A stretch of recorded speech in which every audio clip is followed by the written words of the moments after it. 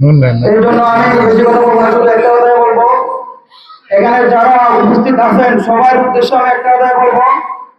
কথাটি হচ্ছে যে এখানে যারা সদস্য সংগ্রহ করবেন সবাই একেবারে, আমি মনে করি যে আমি যেরকম ফুলগাজী সদর যুবদলের সিনিয়র যুগ্ম দায়িত্ব পাওয়ার পর থেকে আজকে আমি বুঝার দিয়ে বলতে পারবো আমাদের নামে ফুলগাজী উপজেলায় কোনো কায়েম কোনো একটা দাগের বিষয় কেউ বলতে পারবো না ইনশাল্লাহ।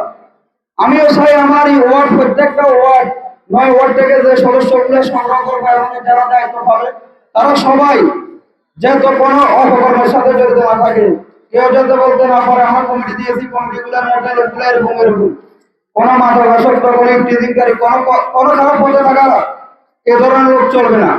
এটা একদম সাবস্ক্রাইব বিএমপি করতে হলে যুবদল করতে হলে একদম ক্লিন থাকতে হবে। আর এখানে সবাই ইনশাআল্লাহ আশা করি দৌলতপুর এবং বৈরাগপুর দুটো একটা ওয়ার্ড কিন্তু দুইটা সমাজ, এখানে আমরা সবসময় আসি আমরা জানি এখানে আমার ভাইয়েরা অনেক ভদ্র এবং সুশৃঙ্খল। যুবদল করতে হলে এরকম সুশৃঙ্খলা লাগবে, কারণ যুবদল হচ্ছে বিএনপির প্রথম মূল গাড়ি, যেটা বিএনপি যুবদলের উপরে ভর করে চলে।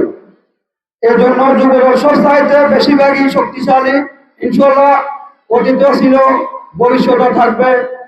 আমি একটি কথা বলতে চাই, আমাদের এখানে নেত্রী আমাদের মা যাকে নমিনেশন দিয়েছে দল থেকে, আমরা চেয়েছিলাম মন থেকে আমাদের শেষবারের মতো আমাদের নেত্রী আমাদের মা শেষবারের মতো নির্বাচন করে, কারণ হয়াত মতের মালিকের মা যে অসুস্থতার মাধ্যমে সে দিন কাটিয়েছে, আমরা মনে করছিলাম আমাদের মা আর থাকবে না, কিন্তু ইনশাআল্লাহ আল্লাহর রহমতে এতদিন আমাদের পাশে আছে, এটাতে আমরা আল্লাহর দরবারে শুকরিয়া আদায় করি।